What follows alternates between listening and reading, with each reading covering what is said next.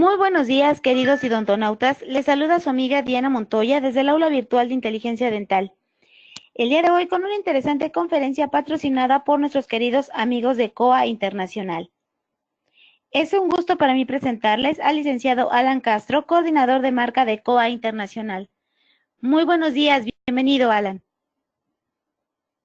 Muchas gracias, Diana. Igualmente, buenos días para ti y para todos los que nos hacen favor de acompañarnos esta mañana en México y en el resto de nuestros países hermanos en Latinoamérica, en este nuevo mes del manejo del dolor, en el que cada semana estaremos disfrutando de excelentes exposiciones acerca de estos importantes medicamentos de uso diario en el consultorio dental.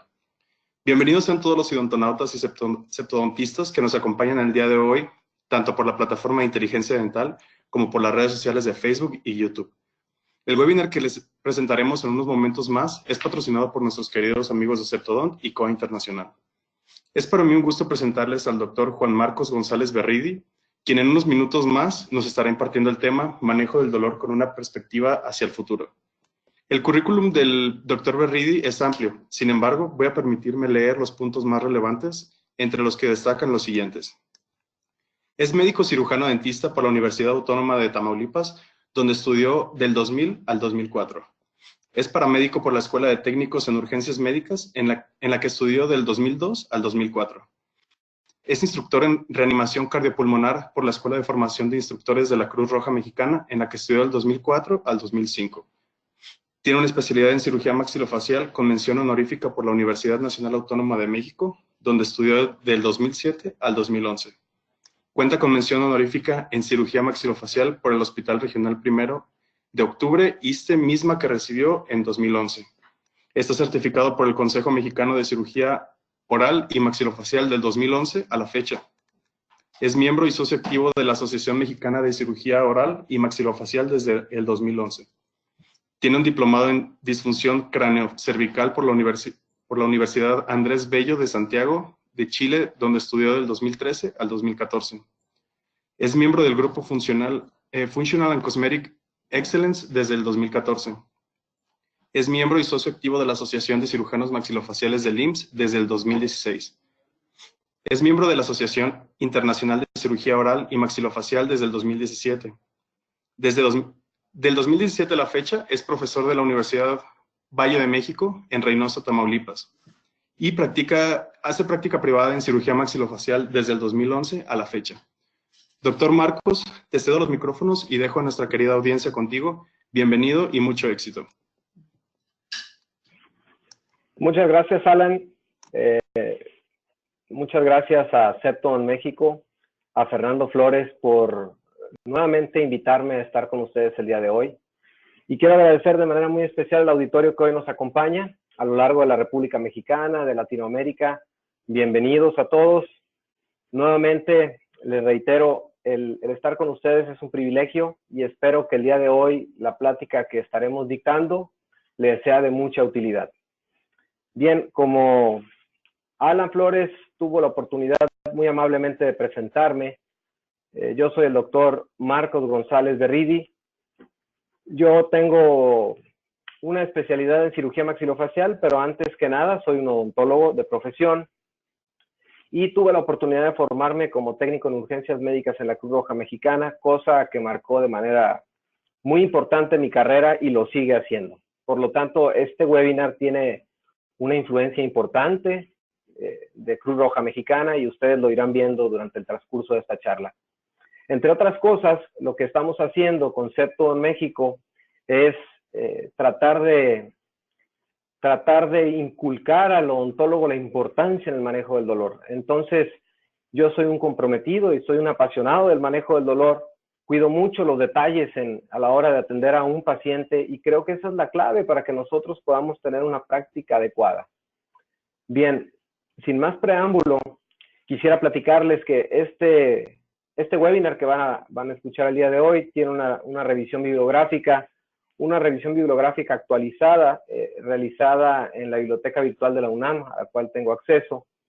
Y pusimos algunas palabras clave como anestesia local, articaína, medicaín, mepivacaína, manejo del dolor, entre otros muchos. Y revisamos algunas revistas y, por supuesto, los libros que forman parte pues, de la práctica diaria y que son son nuestro pilar angular o la piedra angular como del manejo del dolor, y esto es el doctor Stanley Malamed, ¿no? Siempre es importante que nosotros tengamos una referencia bibliográfica y que tengamos esa bibliografía disponible para poder comprobar que lo que escuchamos es real, que lo que escuchamos ha sido funcional gracias a esa revisión que hicimos. Entonces, les comparto con ustedes este pequeño enlace de WeTransfer, donde ustedes pueden descargar el banco de artículos que hemos revisado, donde ustedes los pueden revisar de una manera más tranquila para que tengan una referencia de qué es lo que hicimos. Y bien, doctores, como todo en la vida, debemos de tener una misión. Si tenemos un propósito, una misión, definitivamente estaremos más cercanos a alcanzar pues lo que todos queremos, ¿no? Ser felices y tener éxito a la hora de atender a nuestros pacientes. La misión de esta plática sigue siendo promover y catalizar esto a nivel nacional e internacional para que el odontólogo siga creciendo en habilidades y destrezas en el manejo del dolor y el uso seguro y predecible de los anestésicos locales, cosa que es muy importante, ¿no?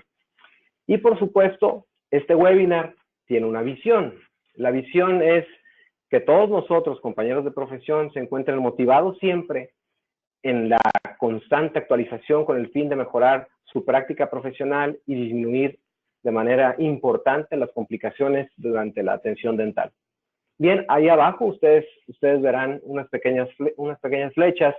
Esas flechas hablan de una sola cosa. Nosotros cuando somos formados en la universidad, y esto lo veo a diario con mis alumnos, siempre trato de recalcar que nosotros como odontólogos también nos formamos a la par como médicos orales.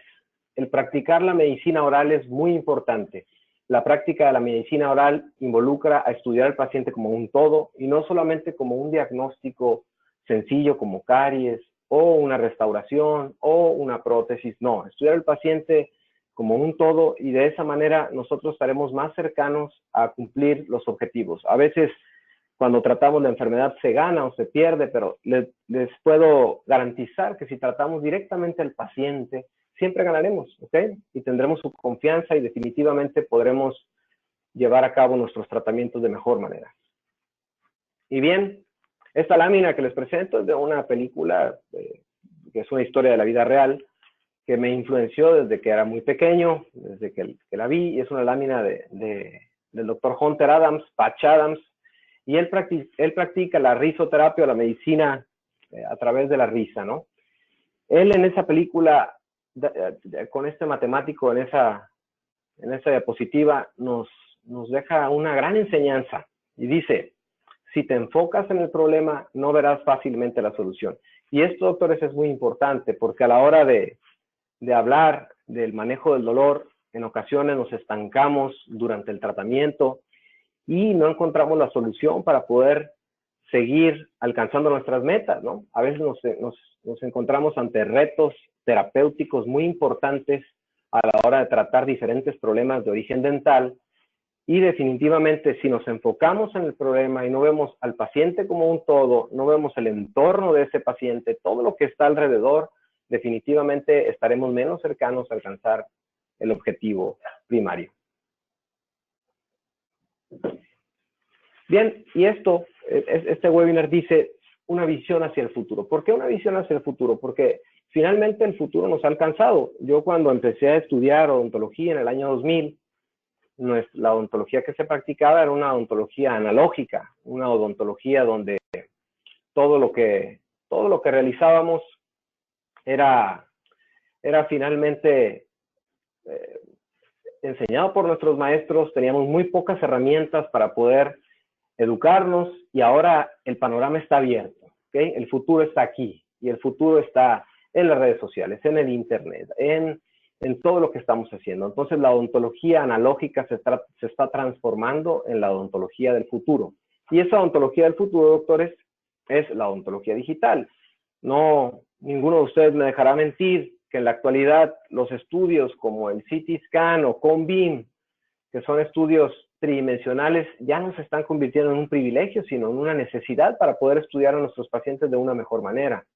De igual manera, el escáner intraoral está transformando toda la odontología, que era análoga, la toma de modelos de estudio, la toma de registros de arcos faciales, etcétera, en algo digital y guiado por un ordenador. De igual forma, la implantología, todas las ramas que pertenecen a la odontología han cambiado, ¿no? Incluyendo mi especialidad, la cirugía maxilofacial, que ahora la planeación que hacemos para los pacientes con alguna deformidad es una planeación virtual. Entonces tenemos que empezar a buscar las herramientas para empezar a mudarnos hacia esa parte de la odontología que es ese futuro que ya nos ha alcanzado, ¿no? Y bien, sin embargo, a pesar de que esto es el futuro, de que esto en la actualidad se está convirtiendo en una herramienta indispensable, siempre estaré aquí para presentarles esta diapositiva, que para mí es la diapositiva central de esta plática, el valor de lo esencial.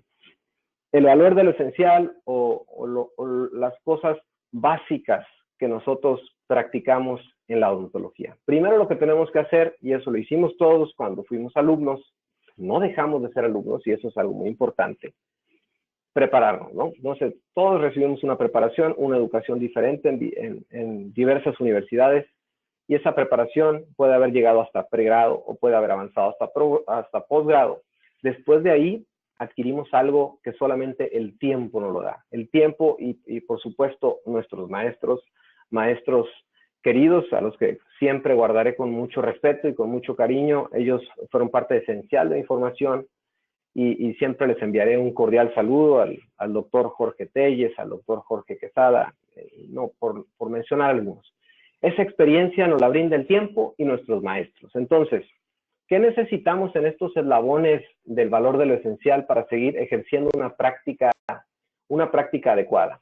Número uno, después de que nos preparamos, después de que tomamos experiencia, que conocimos cómo es el mundo después de la escuela, lo único que hace falta en esa cadena del valor de lo esencial es la actualización, cosa que es vital. Yo creo firmemente en que nosotros, si seguimos actualizándonos a diario, si seguimos participando en eventos como estas plataformas fantásticas como los webinars, yendo a cursos, leyendo artículos, definitivamente estaremos muy cercanos a alcanzar el éxito. Y por supuesto, la juventud aprieta, ¿no? Entonces, cada vez egresan más odontólogos jóvenes que tienen muchas ganas de comerse el mundo y de seguir adelante y crecer. Entonces, para todos aquellos odontólogos que llevan muchos años de experiencia, que se prepararon durante mucho tiempo, la única manera de poder seguir en la carrera ante todo esto de la juventud es seguir actualizándonos. Si nos quedamos sin actualizarnos, los jóvenes definitivamente serán los que se llevarán gran parte del mercado, ¿no? Entonces, y a ustedes jóvenes, lo único que necesitan es continuar por esa vía, actualizarse, y la experiencia vendrá con el tiempo. Y por supuesto, la actualización requiere estar definitivamente ligado a la tecnología. La tecnología, como lo veíamos hace unos minutos, nos ha alcanzado. Todas las situaciones relacionadas a los ordenadores, a las computadoras, a los programas digitales, son parte fundamental para poder llevar a cabo una mejor práctica. Y bien, doctores, el webinar pasado donde rompíamos paradigmas, ¿okay? Decíamos rompiendo paradigmas, ahora esta diapositiva se convierte nuevamente en una diapositiva muy importante porque finalmente nosotros trabajamos para servir a los pacientes, ¿no? Y nuestros pacientes nos van a medir de una forma elemental. ¿Y cómo es la manera como nos van a medir nuestros pacientes? En el manejo del dolor. El manejo del dolor, lo platicábamos en el webinar anterior, se convierte en un denominador común porque todos los odontólogos debemos de practicar una adecuada o debemos de ejercer un adecuado manejo del dolor. Eso es vital para el odontólogo. Y se convierte en un diferenciador porque aquel que no maneje adecuadamente el dolor seguramente perderá parte de su cartera de los pacientes porque el paciente nos mide de acuerdo a las sensaciones que tiene a la hora de la consulta, ¿no? Esa es como nos mide nuestro paciente. Y el dolor, doctor, según la OMS, según la Asociación Internacional para el Estudio del Dolor, se define como una experiencia sensorial y emocional desagradable, acompañado con un daño tisular o potencial o descrito en términos de tal daño. ¿Qué quiere decir esto finalmente? Es que no deja de ser el dolor una percepción, y es una percepción compleja, doctores. ¿Por qué es compleja? Porque es algo completamente subjetivo. Entonces, hacer algo subjetivo lo vuelve algo muy complicado de manejar, porque todos los pacientes, y nosotros conocemos este término del umbral alto, paciente que tolera mucho dolor; umbral bajo, paciente que no tolera el dolor, y esto es real. Entonces, al ser una sensación subjetiva, es una situación que se dificulta manejar de una manera sistematizada. Por lo tanto, tenemos que conocer a nuestro paciente y conocer esas variantes que hacen que cada uno de ellos se vuelva un reto, pero un reto lindo para poder atender, para poder resolver. Y las dos caras del dolor, definitivamente nosotros sabemos que existe el dolor agudo, que es con el que lidiamos casi a diario, y el dolor crónico, que podemos estar lidiando también principalmente en trastornos que afectan a la articulación temporomandibular. Y decía Albert Schweitzer es un filólogo y un médico misionero franco-alemán, y este señor estuvo mucho tiempo en África, ganó el Premio Nobel de la Paz, y una de sus frases magnas decía: el dolor es un azote más terrible para la humanidad que incluso la misma muerte. Y quien ha padecido un dolor dental no me dejará mentir que es una sensación sumamente desagradable, es una situación incapacitante y que altera a todos los niveles la vida cotidiana de nuestros pacientes. Entonces, es muy importante conocer el dolor, y es muy importante conocer el dolor de origen dental.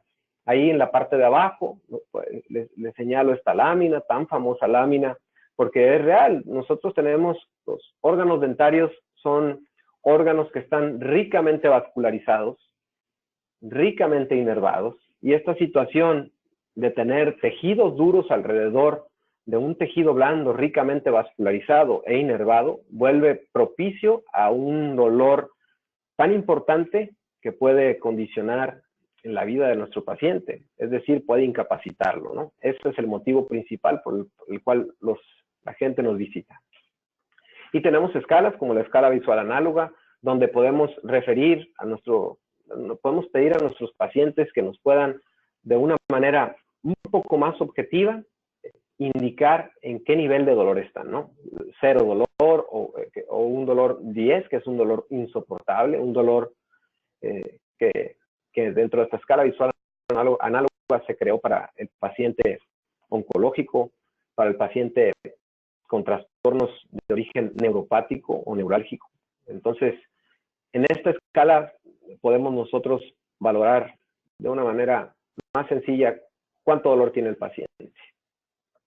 Y bien, si nosotros aunamos a que nuestro paciente tiene dolor y acude con nosotros, y el consultorio dental, el odontólogo per se, transmite miedo y estrés, la situación se vuelve mucho más compleja de manejar. Entonces, es bien importante que el odontólogo, aparte de ser un experto en el manejo del dolor, sea un experto en el manejo del estrés, de controlar el miedo de nuestros pacientes. Esa es otra de las herramientas básicas que debemos de tener. Y créanme que en México, al no contar, como en otros países, con la facilidad para poder sedar un paciente, para poder hacer sedaciones conscientes con óxido nitroso, como mi buen amigo el doctor Rodolfo Molano lo hace bien en Colombia, nosotros acá no lo tenemos. Entonces, como no lo tenemos, nos tenemos que volver un experto en el manejo de ese estrés, porque ese estrés nos puede disparar una situación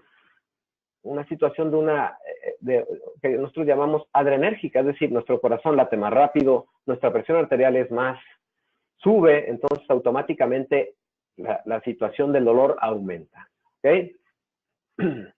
¿Y qué es lo que más le temen los pacientes cuando visitan al odontólogo? Definitivamente a que les duela, a las agujas, a la anestesia, al sonido de la fresa, a que los vayamos a lastimar y por supuesto al costo.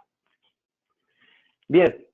Dentro de este manejo del dolor y dentro de esta visión que nosotros tenemos, quisiera hacer una subdivisión del manejo del dolor en momentos durante la atención dental. Existen 3 momentos a la hora de atender a un paciente que tenemos de manera habitual. el momento preoperatorio, es decir, antes de atender a ese paciente, el momento antes de que ese paciente sea anestesiado, que ese paciente sea intervenido, ¿no?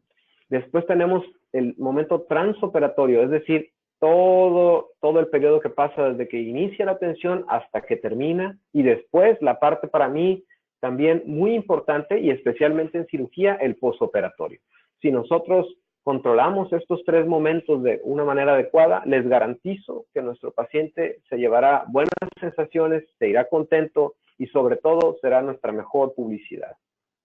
Entonces, dentro de este manejo del dolor tenemos herramientas que, como les platicaba, el futuro nos ha alcanzado. Ha habido pocas variantes en la farmacología de los anestésicos locales desde que se describió al primero de ellos, que fue la cocaína, desde que se describió la primera amiga, que fue la lidocaína. Pero a nosotros llegó una herramienta indispensable en el armamentarium del odontólogo. Esa herramienta es la articaína, es medicaína, ¿no? La articaína tiene bondades y noblezas que lo convierten en el anestésico local que para mí es el gold estándar en mi práctica diaria. Y esto ha permitido llevar por buena lid todos estos años trabajando, y definitivamente estar hablando el día de hoy de Medicaín y representando a Septon es simplemente un orgullo, porque sabemos que, o tengo constatado y comprobado, que este anestésico local funciona y funciona muy, muy bien. Y bien, en estos tres momentos, preoperatorio, transoperatorio y posoperatorio, iremos desglosando nuestro webinar. El primero de ellos, el preoperatorio, antes, operatorio, procedimiento, ¿no? Antes del procedimiento. ¿Qué vamos a hacer antes del procedimiento? Antes del procedimiento tenemos nosotros que convertirnos en expertos en el manejo del estrés. Tenemos que convertirnos en expertos en realizar diagnósticos y, por supuesto, en identificar al paciente que viene con dolor para que de esta forma pueda ser manejado como debe ser, ¿ok? En cuanto al estrés, tenemos una pirámide. Esta pirámide involucra varias cosas, como el medio ambiente o el ambiente en que nuestro paciente va a acudir a la consulta, el personal que trabaja con nosotros, una comunicación efectiva, que es realmente la herramienta más efectiva de todas, y el valor agregado. Y desglosamos rápidamente cada una de ellas. El ambiente, definitivamente un consultorio, por pequeño que sea, la ubicación es lo de menos. Si nuestro consultorio y nuestras instalaciones están propias para poder atender a nuestro paciente, es decir, transmiten una sensación de higiene, de tranquilidad, una sensación de cierta paz, definitivamente el estrés estará mucho más controlado. Un consultorio organizado es un consultorio que transmite seguridad y transmite profesionalismo. Entonces, esta parte es muy importante, ¿ok? Y por supuesto la distribución, un consultorio bien distribuido con sus áreas adecuadamente organizadas, creará un ambiente mucho más chill out o mucho más relajado para nuestros pacientes. Y eso es clave, doctores, ¿ok? Número 2, el personal. ¿Cuántos pacientes no se van porque tenemos un asistente que a veces no llega de buen humor, ¿ok? ¿Cuántos pacientes no se van porque nuestro personal no le dedica unos minutos a escuchar a nuestros pacientes, ¿ok? Los pacientes, como platicábamos al inicio, son un todo. Cuando llegan a nuestra consulta son impactados de manera directa por nosotros. Nosotros somos sus doctores. Llegan con miedo, llegan con estrés, y si nuestro personal no es amable, no es empático, no transmite profesionalismo y no respeta los lineamientos adecuados de la atención, definitivamente el paciente encontrará un estado de estrés seguro. Entonces, aquí es muy importante. Y la comunicación efectiva, que aquí la gran mayoría de nosotros somos expertos. La manera en cómo comunicamos las cosas a nuestro paciente nos puede exentar de tener problemas, desde problemas médico-legales hasta problemas a la hora de realizar o interpretar, o que nuestro paciente interprete adecuadamente nuestros diagnósticos. Por eso la comunicación con el paciente es muy importante, ¿okay? Hacerlo de una manera sencilla, una manera ordenada, amable, ¿ok?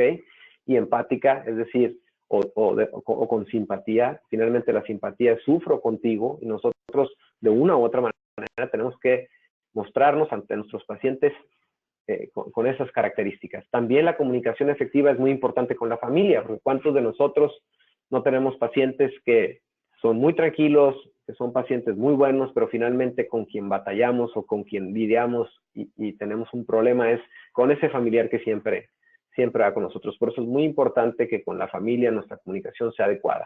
Y entre el equipo de trabajo, esto es muy importante, les platico mi experiencia. En nuestra clínica, el equipo de trabajo, el personal tiene prohibido palabras como aguja, tiene prohibido palabras como bisturí, tiene prohibido palabras como sangrado, sangre, hemorragia. Esto a la hora de la atención, el paciente lo valora mucho, ¿ok? Y disminuye en una gran cantidad el estrés que pueda presentar.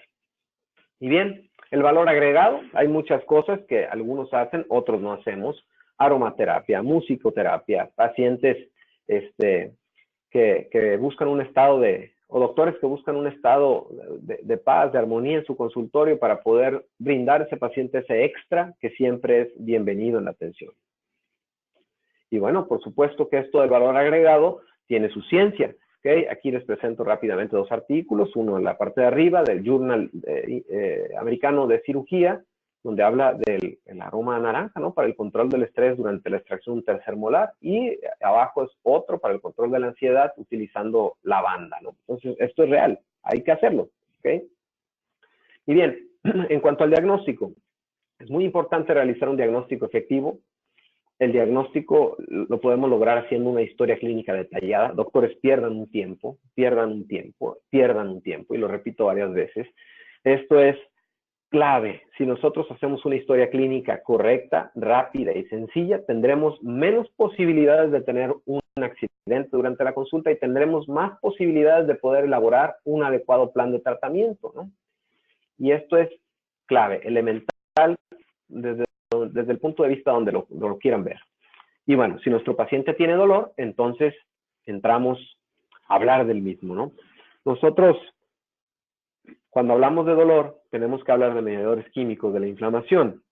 Y finalmente tenemos que hablar de las ciclooxigenasas 1, 2, de las prostaglandinas, todos estos mediadores químicos del dolor que forman parte importante de la ciencia que está atrás de esa sensación que el paciente sufre, ¿no? El ácido araquidónico es el origen de todo. Entonces, la fosfolipasa 2 es el origen de toda esa cascada de neurotransmisores, toda esa cascada de sustancias que se liberan cuando nuestro paciente sufre dolor, ¿no? Entonces, es muy importante conocerlas. No me voy a detener mucho tiempo en esto. Lo que sí quiero hablarles es de algo que es de gran interés especialmente para los colegas endodoncistas. Es esta lámina que se llama teoría de la sensibilización central. Esto no habla más que de una sola cosa: un paciente que está con una excitabilidad aumentada, un paciente que tiene impulsos trigeminales, un paciente que tiene dolor, activación de su tejido pulpar, es decir, ese tejido ricamente vascularizado e inervado está activado por una situación inflamatoria. Entonces entra en un estado que se llama estado de hiperalgesia. Y en este estado de hiperalgesia es donde se llevan a cabo la gran mayoría de las tasas de fracaso durante las técnicas de anestesia. ¿Ok? Entonces es clave nosotros identificar un estado de hiperalgesia, porque si nosotros identificamos a ese paciente que tiene dolor, podemos utilizar herramientas que tenemos para poder llevar a cabo un tratamiento de una pulpitis irreversible aguda de un primer molar inferior, que es el principal dolor de cabeza para todos, de una manera efectiva. ¿Cómo podemos controlar esa pulpitis irreversible, ese estado de hiperalgesia en estos pacientes que lo están padeciendo? Lo vamos a desglosar, lo vamos a revisar ahorita con herramientas muy sencillas, ¿ok? Hay otro fenómeno que se llama taquifilaxia, que lo tocamos en el webinar anterior y lo exentaremos por el día de hoy, ¿no? Les voy a presentar a ustedes algunos casos clínicos donde hablamos efectivamente de este estado de hiperalgesia y cómo sí puede ser resuelto este estado de hiperalgesia y cómo sí puede ser resuelto el día de la consulta el estado el estado de dolor de nuestro paciente y cómo puede ser resuelto casos complejos de una manera muy sencilla. Este es un chiquito que acudió con nosotros con un proceso inflamatorio agudo en la región del espacio bucal en su mejilla del lado izquierdo, de origen dental, por supuesto. Sus ojitos revelan dolor, ¿no? Y ese es el paciente tratado 72 horas después, con un manejo que tenemos muy establecido en el proceso de las infecciones, que consiste en quitar el dolor, quitar el foco infeccioso y drenar a ese paciente, ¿no? Tenemos otra señora que acude con nosotros con un mismo aumento de volumen en la porción bucal que se está extendiendo hacia la porción submandibular, de origen infeccioso, de origen dental, ¿no? Y otra paciente que se resolvió el día de la consulta y una semana después viene sin secuelas y sobre todo con un rostro completamente diferente.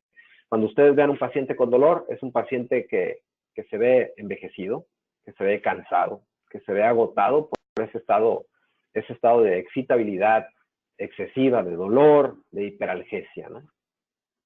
Tenemos otro caso clínico por aquí, un aumento de volumen bucal del lado derecho, de origen dental, igual, provocado por un proceso infeccioso. Y ahí está el paciente una vez resuelto, ¿no?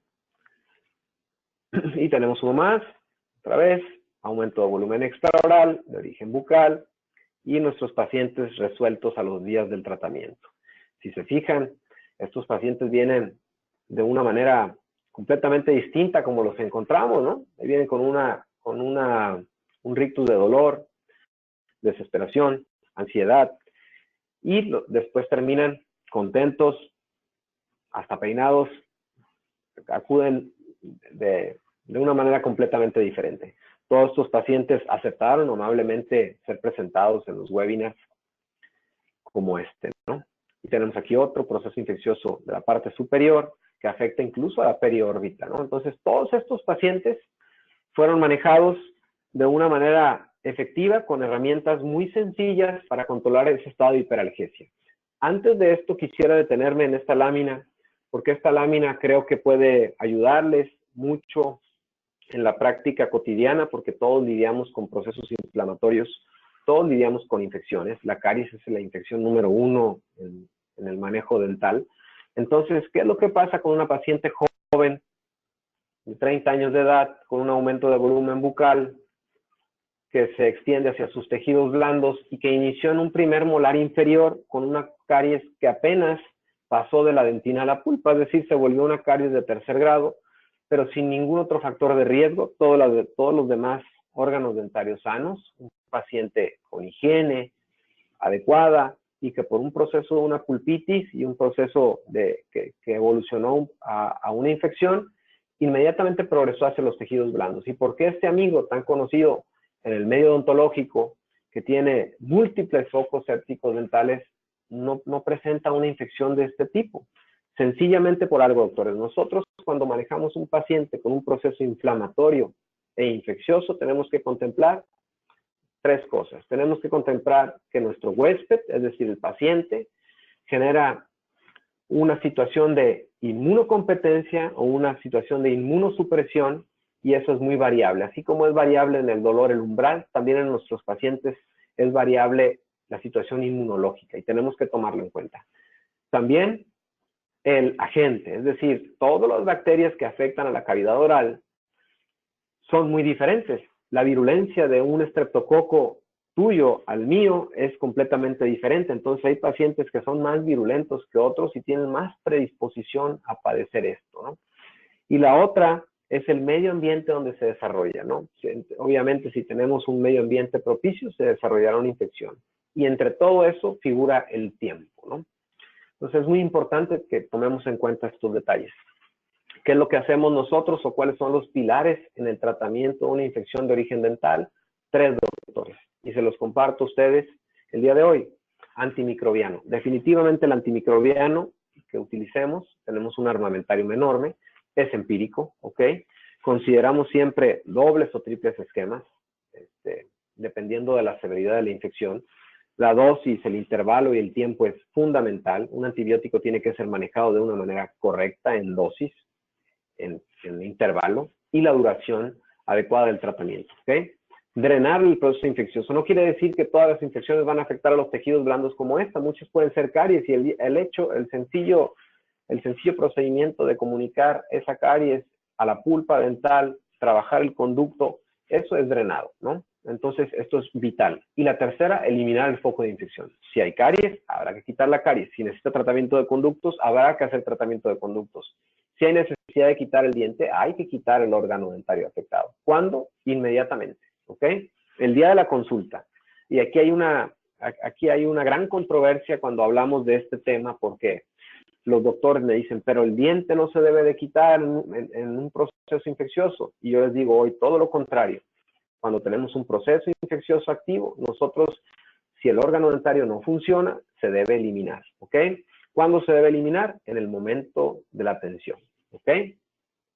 Y esto tiene respaldo hidrográfico. Esto es una lámina de las clínicas de Norteamérica de cirugía maxilofacial, donde habla el diente debe ser extraído inmediatamente en la presencia de infección aguda, y concluimos en la actualidad que el diente debe ser eliminado, ¿ok? Y bien, ¿qué soluciones tenemos para todos estos pacientes en estado de hiperalgesia? Doctores, les presento a ustedes la lámina, una de las láminas muy importantes en esta presentación. Medicaín.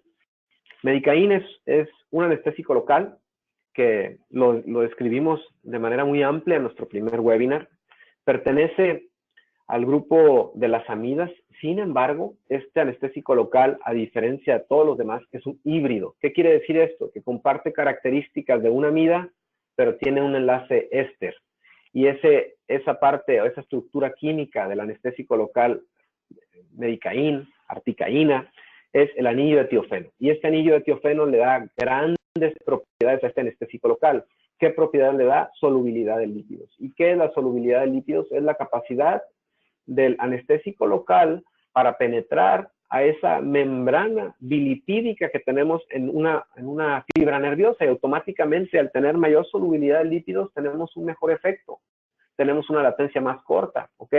Además de que este anestésico local, medicaín, tiene un pH mucho más estable. Al tener un pH más cercano a lo fisiológico, definitivamente tendremos más éxito a la hora de infiltrar y a la hora de realizar técnicas de anestesia. Entonces, el anillo de tiofeno, como el anillo, es el anillo de poder en los anestésicos locales. Tiene una gran capacidad para trabajar en medios ácidos, es decir, en pacientes que están inflamados, en pacientes que están infectados, ¿ok?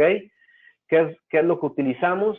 pHs más cercanos a lo fisiológico, más cercanos a ese 7, 7.3. Y articaína, ese medicaín, es el más cercano de todos.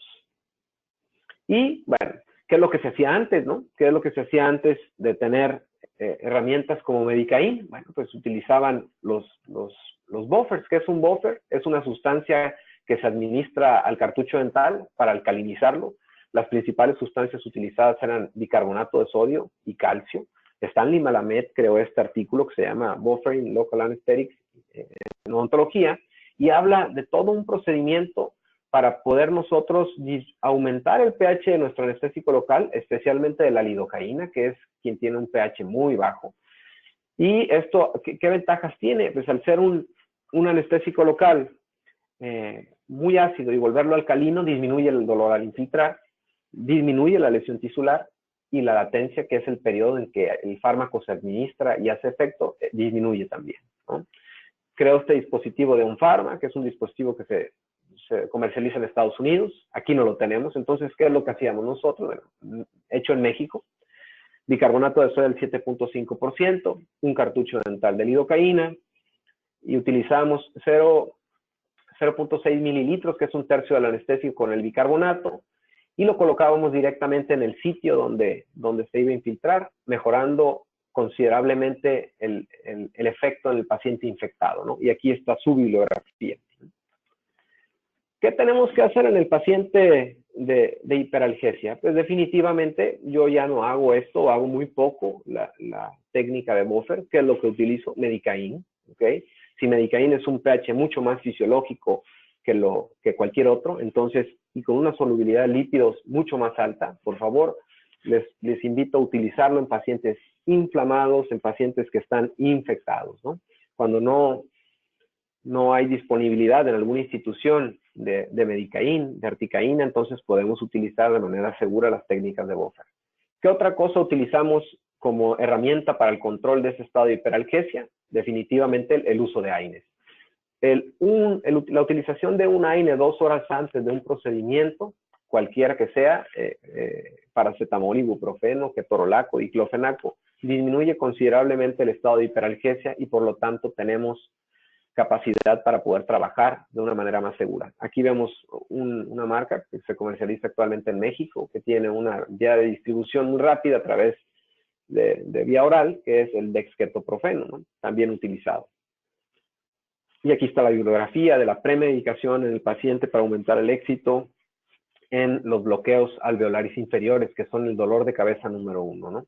Ahora, ¿qué otra cosa tenemos que tomar en cuenta a la hora de realizar este procedimiento esta situación preoperatoria? La evaluación anatómica. Doctores, como les decía, pierdan un tiempo en la historia clínica, pierdan otro tiempo, un periodo muy cortito en evaluar a ese paciente. No es lo mismo anestesiar una mandíbula grande, una mandíbula prógnata, que anestesiar una mandíbula pequeña hipoplásica. No es lo mismo anestesiar a un paciente pequeño a un paciente mucho más adulto. Es bien importante evaluar esto para evitar accidentes durante la administración de nuestros anestésicos locales, ¿no? Consideraciones especiales, como cuáles, el niño, ¿ok? El niño es un paciente que su anatomía es completamente diferente. Entonces, ¿cuál es nuestro dolor de cabeza número 1? La anatomía mandibular. El dolor de cabeza número 1, la anatomía mandibular atrófica, que es el paciente totalmente déntulo, donde no sabemos o no podemos localizar adecuadamente dónde se encuentra nuestro sitio de infiltración a la hora de realizar un bloqueo alveolar inferior, ¿no? Que es el dolor de cabeza número 1 para muchos de nosotros, ¿no? El nervio alveolar tiene una gran cantidad de variantes, ¿no? No es solamente un canal donde pasa un paquete vasculonervioso, sino que este puede ser bífido y tener variaciones anatómicas innumerables. Entonces, esto se convierte en un reto a la hora de realizar el procedimiento de anestesia. La anatomía del maxilar, esta es mucho más predecible porque es un hueso mucho más esponjoso. Al ser más esponjoso y tener todas estas microperforaciones en el hueso esponjoso permite realizar técnicas mucho más seguras y una difusión de nuestro anestésico más sencillo, ¿no? Y las técnicas palatinas, que finalmente son técnicas muy sencillas, pero que a nuestro paciente le duelen. Ahorita vamos a ver que no le va a doler a nuestro paciente si hacemos algunas cosas. La anatomía del niño es completamente diferente. Hay un hueso en formación, un hueso que es córtico, esponjoso, un hueso que está en desarrollo. Entonces aquí tenemos que tomar precauciones a la hora de realizar nuestras técnicas de anestesia. Medicaína en el niño. Los colegas odontopediatras me dirán lidocaína en el niño, metidacaína en el niño. ¿Qué es lo que hago yo? Medicaína, articaína. ¿Por qué? Porque finalmente al ser un anestésico local que es una combinación esteramida, tiene una eliminación más rápida. ¿Ok? Y al tener una eliminación más rápida del organismo es menos tóxico. Su toxicidad plasmática es mucho menor. Por eso lo utilizo con seguridad en el paciente infantil. Y bien, llegamos al evento transoperatorio. Vamos a atender a nuestro paciente y este paciente necesita de todos nuestros recursos, de toda nuestra experiencia, de toda la capacidad para poder hacer su estancia una estancia placentera, una estancia libre de las molestias, libre de dolor. ¿Qué tenemos que hacer? Elegir los anestésicos correctos, elegir una técnica correcta y la monitorización. ¿Qué es esto? Estar valorando constantemente cómo va esa técnica de nuestra anestesia, ¿no? A veces aquí me preguntan y dicen, ¿cómo podemos hacer un monitoreo del dolor? Bueno, es difícil, pero sí podemos hacer una cosa. Podemos hacer un monitoreo de nuestro bloqueo. A veces las porciones distales en un bloqueo alveolar inferior, anestesia en el labio, anestesia en el mentón, son muy pobres, pero aún así podemos trabajar con alguna restauración. Tenemos que ir evaluando todo eso, ¿no? Y bien, los anestésicos locales lo sabemos, lo vimos, lo hemos visto han compartido muchos colegas toda esta ciencia del anestésico local. Es un medicamento, un fármaco que interrumpe de manera temporal la conducción nerviosa, y hay conceptos básicos en todos los fármacos que son latencia, que es el tiempo que tarda el fármaco en actuar desde que se administra, y esto depende de la liposolubilidad. Por lo tanto, en pacientes inflamados, infectados, entre más liposoluble sea, mejor nos va a ir. ¿Quién es más liposoluble? Medicaína, ¿no? Potencia, menos es más. Y duración. Paciente que se une a proteínas, el anestésico local es un paciente que tendrá una duración muy prolongada. Definitivamente el anestésico local con mayor duración es la bupivacaína. No la utilizamos mucho en México, al menos no nosotros como odontólogos, pero los colegas anestesiólogos, vaya que la utilizan para bloqueos, ¿no? Y bien, el concepto de vida media es la cantidad o el tiempo que tarda el organismo en ser metabolizado.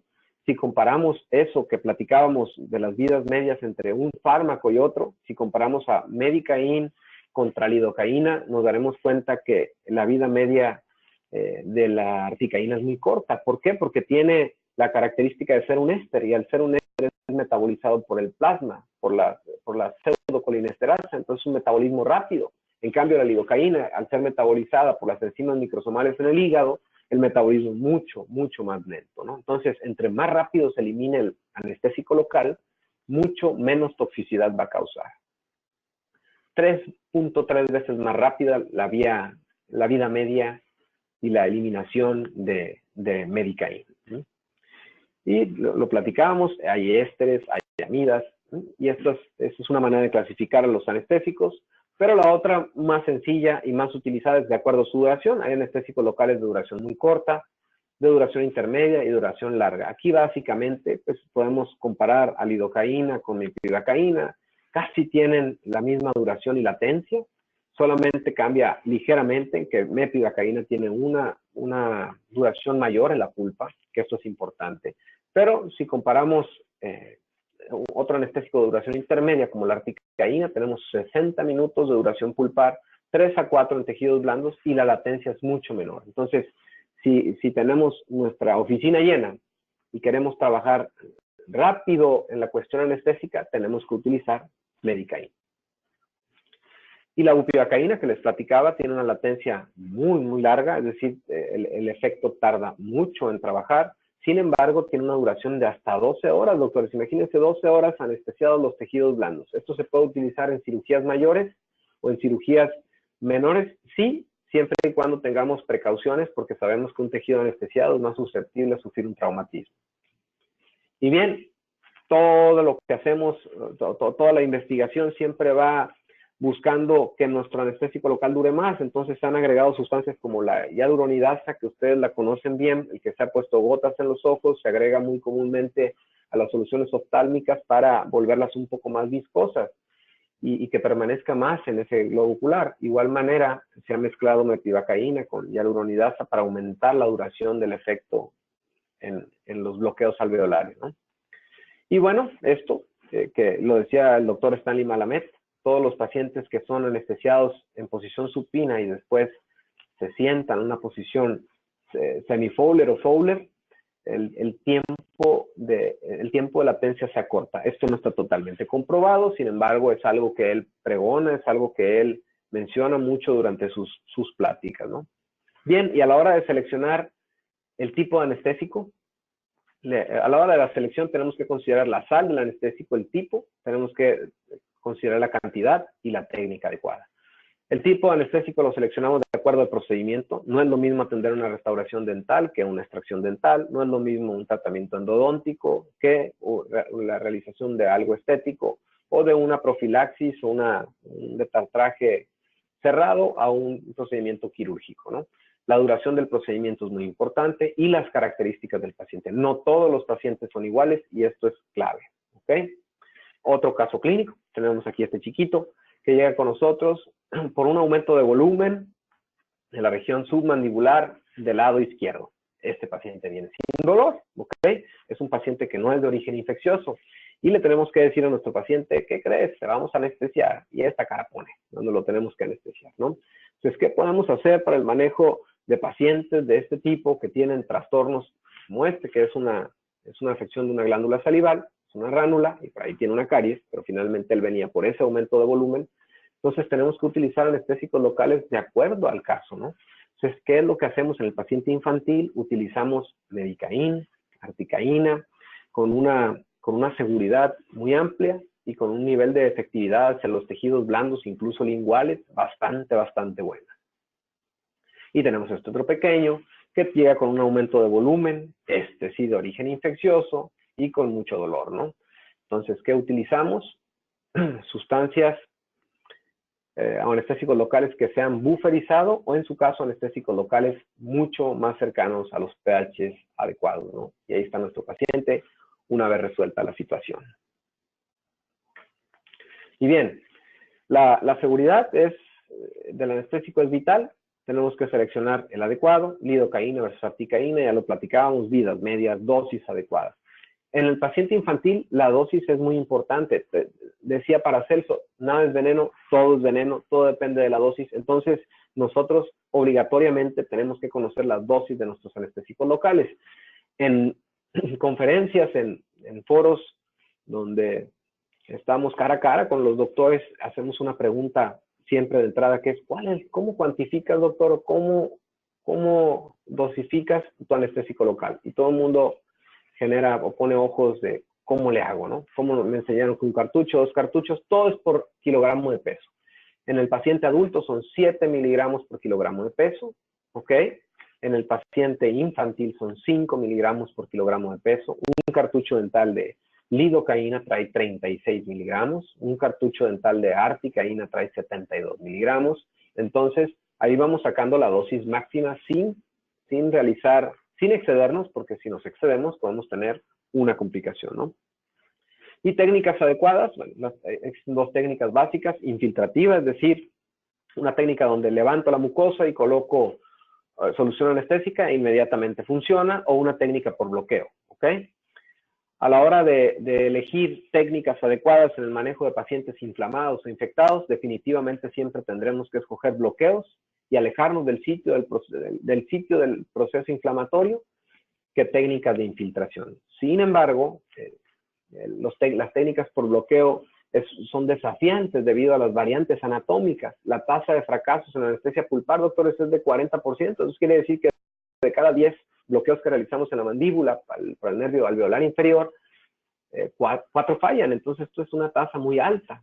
Y esto no es culpa del odontólogo siempre, ¿no? A veces es culpa también de la anatomía de nuestro paciente, de esas variantes que tenemos tan complicadas. Y bueno, se han diseñado dispositivos como este dispositivo que se publicó en una revista dental para guiar la técnica de Gauge, que es una técnica suplementaria. Vean nada más el calibre del dispositivo o la forma que tiene.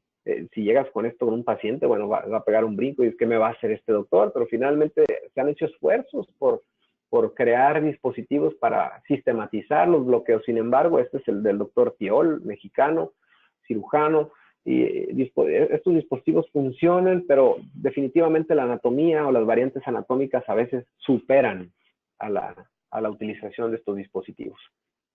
¿Cómo determinamos si el anestésico local está funcionando? Sensibilidad en los tejidos blandos, sensibilidad térmica, sensibilidad a los tejidos duros y el acceso pulpar. Esa es la única manera de decir a nuestro paciente ya no le duele, si cumplimos estas 4 cosas, ¿no? Tenemos fibras nerviosas de todo tipo y bueno, entramos a las soluciones.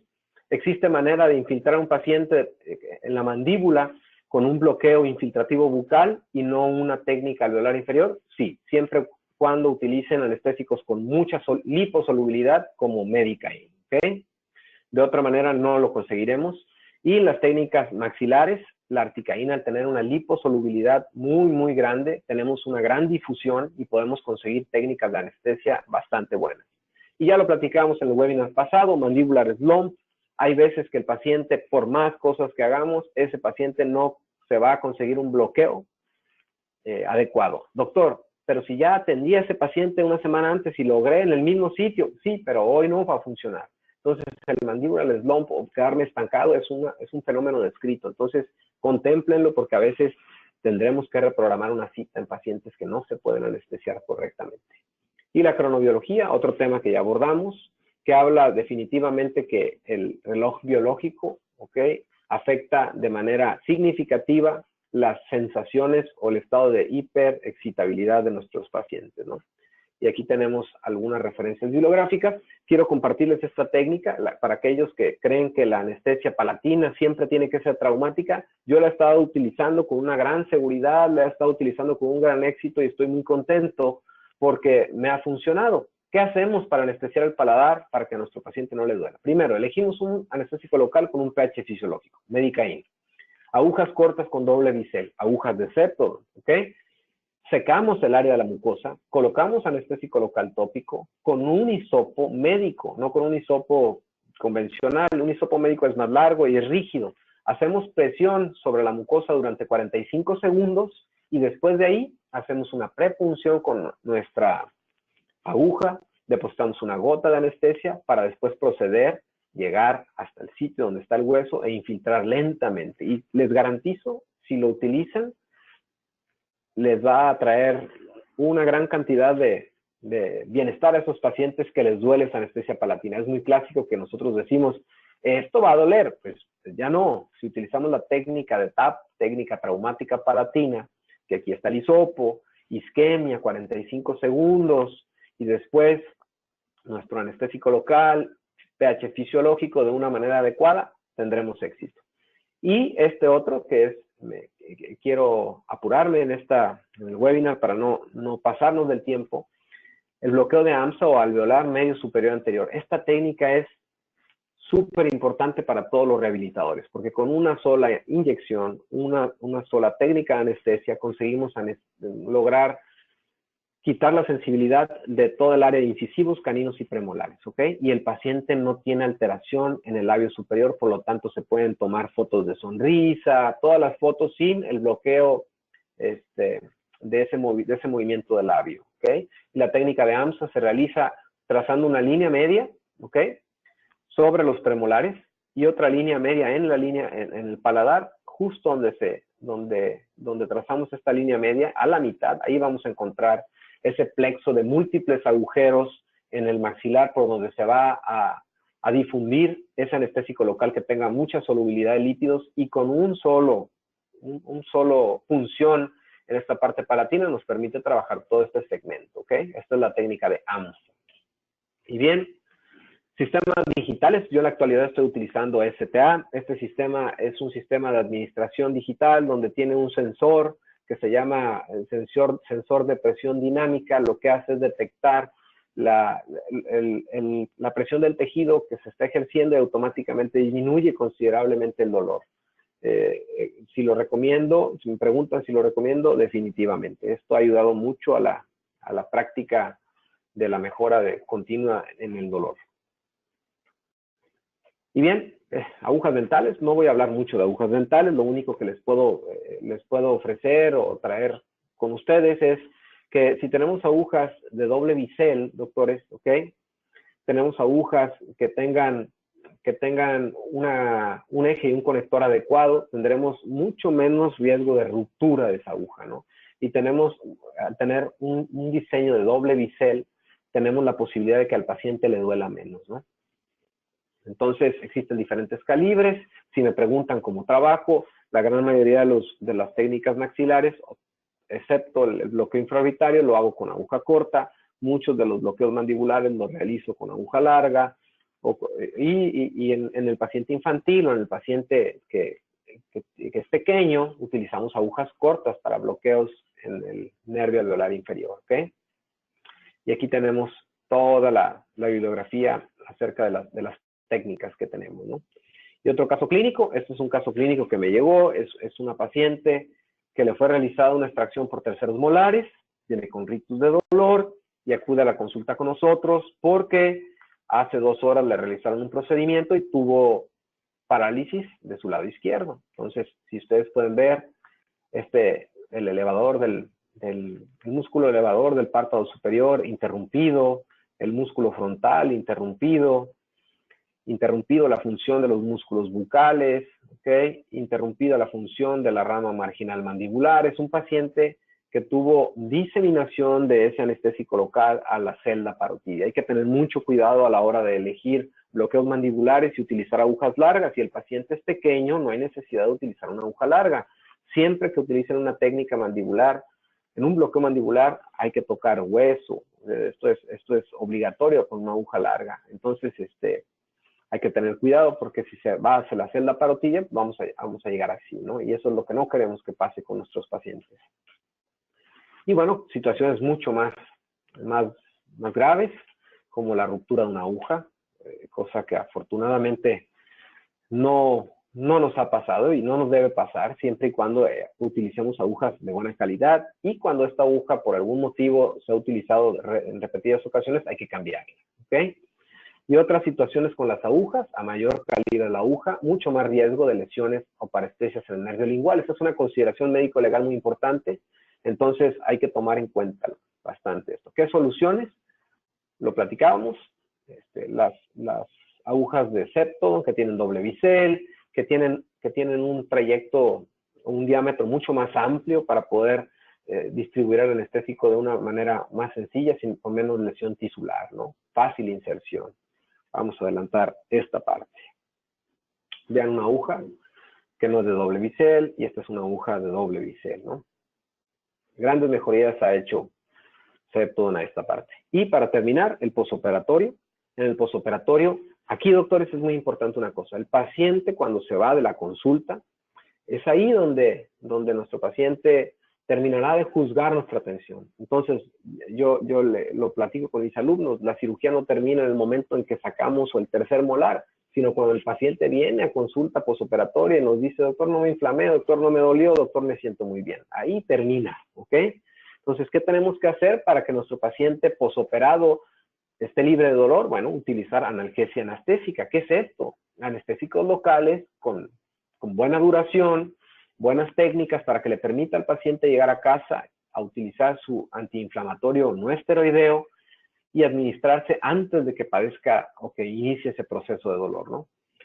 La utilización de AINES versus opiáceos, control de la inflamación, ¿no? Entonces, al final de cuentas, tenemos que utilizar anestésicos con un vasoconstrictor, que sabemos que el vasoconstrictor más utilizado es la epinefrina, y la epinefrina es una catecolamina que causa aumento de la frecuencia cardíaca, aumento de la tensión arterial.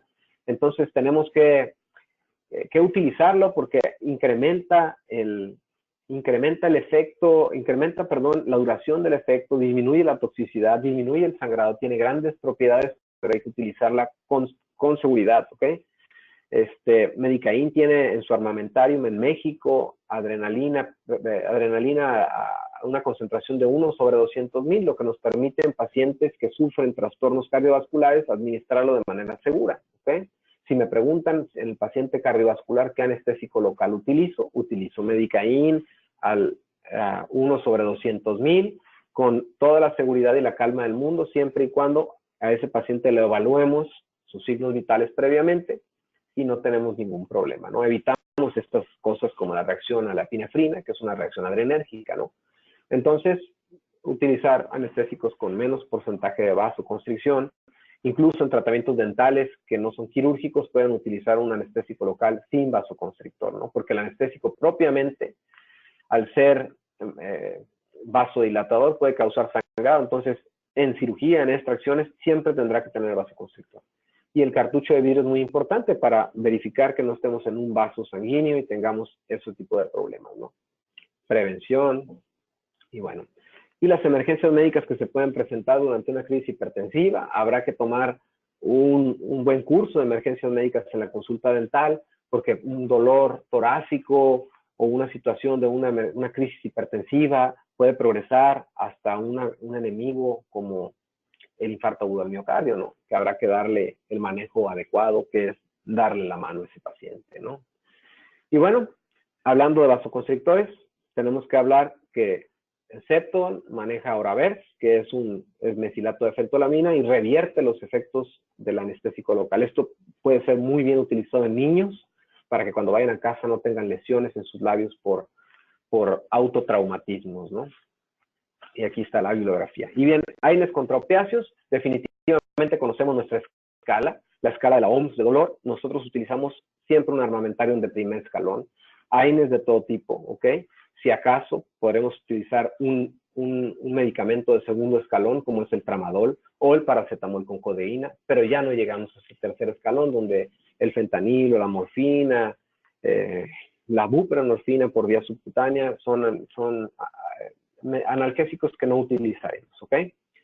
¿Qué esfuerzos se están haciendo actualmente? Bueno, aquí hay, por ejemplo, bupivacaína intraalveolar. En este estudio le colocan un catéter y le están colocando gotas de bupivacaína después de la extracción dental para disminuir el dolor, consiguiendo resultados muy buenos. Sin embargo, el paciente que se va con un catéter así es un paciente que se va con incomodidad, pero se están haciendo esfuerzos para poder mejorar ese dolor postoperatorio. Tramadol submucoso. Termino mi cirugía, hago una infiltración sobre el sitio de la cirugía con tramadol, disminuyendo considerablemente el dolor después de la cirugía, ¿no? Uso de clorexidina intraalveolar para disminuir el dolor después de la cirugía, para disminuir el riesgo de una osteitis alveolar o alvéolo seco, ¿no?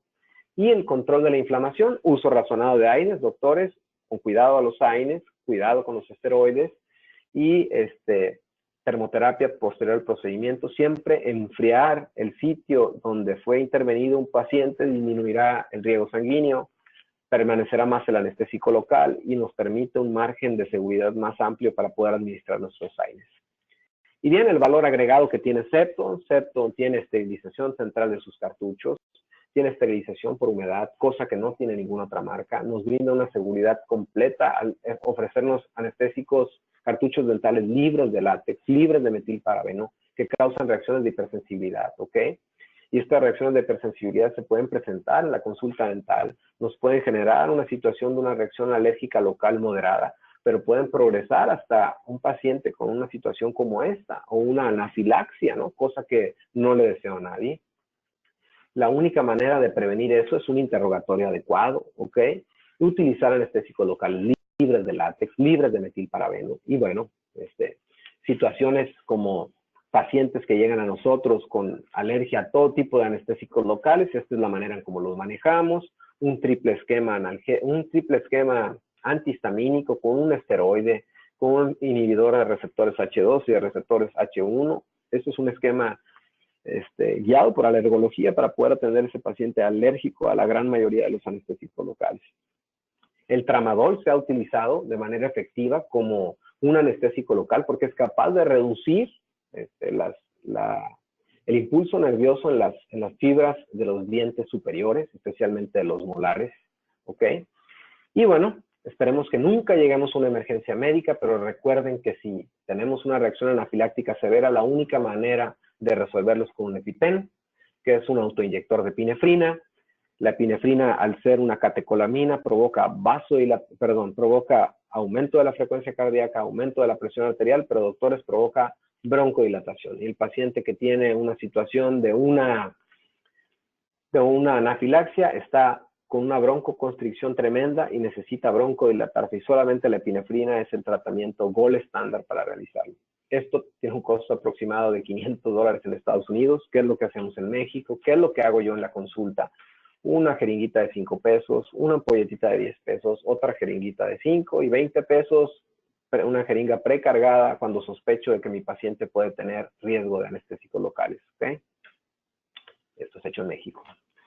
Y no olvidemos que el látex es la alergia más común y hay muchas guías que hablan sobre anafilaxia. Bien, y en el cierre consulté este journal, varios journals acerca de dolor. El dolor es una gran preocupación para la comunidad médica, para la comunidad odontológica, al tener herramientas tan eficaces como la articaína, medicaín, no sufrimos tanto por esta parte, pero en el área médica sí. Entonces, hay journals que hablan de cómo poder manejar a esos pacientes que sufren dolor. Recuerden que en odontología no solamente existe dolor de origen infeccioso, existen en la actualidad muchas situaciones como que van más allá de un procedimiento quirúrgico, más allá de una infección, más allá de una pulpitis. Existen diagnósticos como neuralgias del trigémino, trastornos temporomandibulares que no son detectados a tiempo, osteitis alveolares que no son manejadas correctamente, síndrome de boca ardorosa. ¿Cuántos pacientes, y especialmente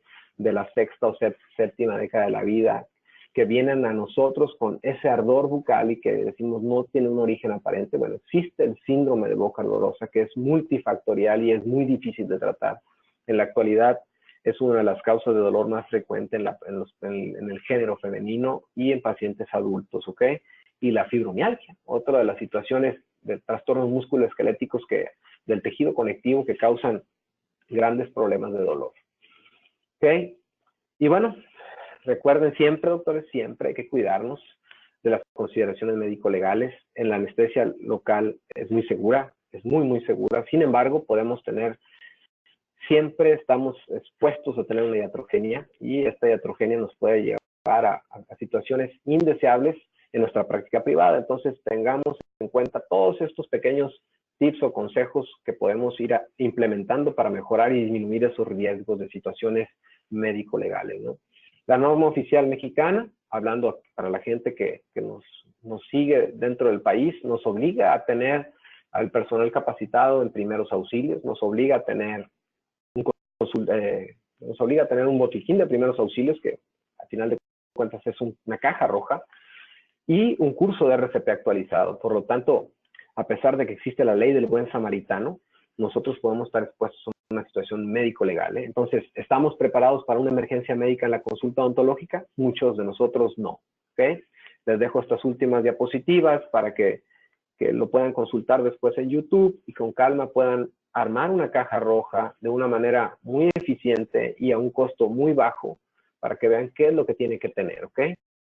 Y de esta manera ustedes tengan medicamentos básicos como la adrenalina, un antihistamínico, un esteroide, o medicamentos como nitroglicerina, aspirina, glucosa en gel, sales de amonio, salbutamol, para tratar diferentes emergencias médicas que se puedan presentar durante la consulta dental, ¿no? Y siempre tener nuestras herramientas para monitorizar a nuestros pacientes, ¿no?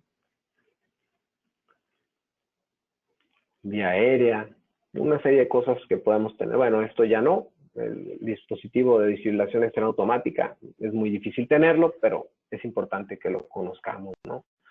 Por lo menos no tener uno, pero sí saber dónde hay uno y saber cómo utilizarlo, ¿okay? Doctores, por su amable atención, les agradezco completamente el haberme escuchado. Es un honor nuevamente haber estado con ustedes, y a Michael Cohen, nuevamente a Fer, a Fernando Flores, agradecerle infinitamente por la oportunidad de participar con Septon, que finalmente me encanta que estén metidos en esto, preocupados en el manejo del dolor, que nuestros pacientes estén mejor, ¿no? Les agradezco su atención. Estas son las vías de comunicación que pueden tener conmigo. Cualquier cosa que se ofrezca y que pueda yo ayudarles, estoy para servirles. Muchas gracias. Muchísimas gracias, doctor Juan Marcos González Berriri. Le agradecemos mucho su conferencia. Agradecemos a nuestros queridos amigos de COA Internacional y Septodon. Les recordamos, queridos idontonautas, que con su conexión en la plataforma GoToWebinar se acredita directamente su CADI y lo verán reflejado en máximo 48 horas.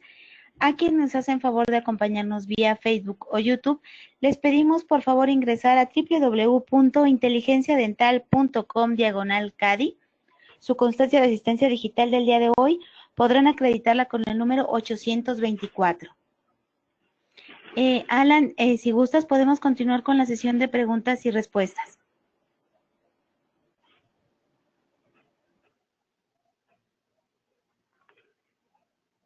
Muchas gracias, Diana, y muchas felicidades al doctor Berridi por esta extraordinaria conferencia. Gracias también a los 300 asistentes que esta mañana nos están acompañando, y los invito a que pasemos ahora a la sesión de preguntas y respuestas, iniciando con la siguiente. Por parte de Facebook nos preguntan, ¿qué antibióticos se utiliza al realizar extracción inmediata en casos de celulitis facial? Bien, gracias a quien preguntó. Es una muy buena pregunta. Tenemos un armamentarium dentro de los antimicrobianos enorme. Lo que yo puedo sugerir utilizar de manera muy segura son las penicilinas semisintéticas, como amoxicilina con ácido clavulánico, clindamicina, que es una lincosamida muy bien utilizada, pero hay que tener cuidado porque tiene efectos adversos a todos los pacientes que sufren de una situación de gastritis. La clindamicina es muy bien utilizada, pero quiero aquí recalcar una cosa, está siendo excesivamente utilizada, es decir, todos los pacientes que se les hace una extracción se les da clindamicina y ahí estamos mal, ¿no? Entonces hay que utilizarla cuando se debe utilizar y no tengamos miedo en el paciente adulto de utilizarla a dosis altas, ¿no? Si tenemos un paciente de 70 kilogramos, podemos utilizar una dosis bactericida, porque la clindamicina es un bacteriostático, pero una dosis alta como 2 cápsulas cada 8 horas es una dosis adecuada para el manejo de una infección de origen dental. Si tenemos una celulitis facial, una celulitis que afecta 1 o 2 espacios aponeuróticos, podemos utilizar un doble esquema, como cual una penicilina natural, como penicilina procaínica por vía intramuscular, combinado con clindamicina, o podemos utilizar amoxicilina combinado con clindamicina, es decir, hay muchas herramientas, ¿no? También tenemos el grupo de las cefalosporinas en casos más severos como las ceftriaxona, cefotaxima y algún grupo de quinolonas como el moxifloxacino que funciona bastante bien. Pero ojo con eso, utilicémoslo cuando realmente el paciente lo necesite. Gracias, doctor. Aquí en la plataforma de inteligencia dental nos pregunta el doctor Raudel Monsiváis, durante el uso de la técnica AMSA, ¿qué recomendación hace para evitar una cialometaplasia necrotizante? Bien, muy buena pregunta. La técnica de AMSA, o la técnica de AMSA que es alveolar, medio, superior, anterior, tiene un riesgo si no lo hacemos adecuadamente. Cuando infiltremos nuestro anestésico local en el sitio donde debe ser administrado, debemos de tocar hueso, ¿ok? Eso es muy importante. Recuerden, TAP, o sea, técnica palatina traumática. Hacemos presión con nuestro hisopo, 45 segundos, hago una prepunción e inmediatamente avanzo mi aguja de doble bisel hasta contactar hueso. Y en ese momento puedo empezar a depositarlo y depositarlo lentamente, porque si no, nos quedamos en el espacio intermedio entre la mucosa y las glándulas salivales que tenemos en el paladar, y si ponemos anestésicos locales con una velocidad excesiva y ponemos anestésicos locales que tienen un vasoconstrictor, porque así lo vamos a hacer, podemos causar necrosis en esa área y tener esa complicación que es pues, desafortunada, no grave, pero desafortunada, y que cuando el paciente llega con una lesión de ese tipo, realmente nos genera un buen susto. Gracias, doctor. Asimismo, en Facebook, el doctor Gustavo Manuel Llerena nos pregunta que si Medicaína es recomendado para niños menores de 4 años debido a su toxicidad. En ese caso, ¿cuánto es la cantidad máxima que se debe administrar? Fíjate, muy buena pregunta, doctor. La gran ventaja de tener a Medicaína o articaína como un anestésico local híbrido es que permite que se elimine muy rápido por vía plasmática. Entonces, si nosotros administramos un anestésico local, recuerda que los anestésicos locales tienen un efecto acumulativo, es decir, la lidocaína, al tener una vida media muy larga, o sea, varias vidas medias, permanece mucho más tiempo en el torrente sanguíneo. Entonces, en un chiquito, en un bebé, hemos tenido reportes de bradiarritmias por sobredosificación con lidocaína.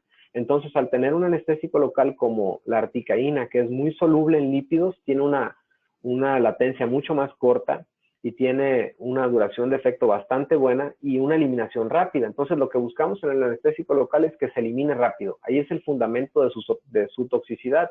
Si se elimina rápido, es menos tóxico. Entonces, ahí sí quisiera enfatizar que Medicaína, a diferencia de los demás, es mucho menos tóxico. Viene en un porcentaje en un porcentaje mayor, pero eso no lo convierte en más tóxico, todo lo contrario.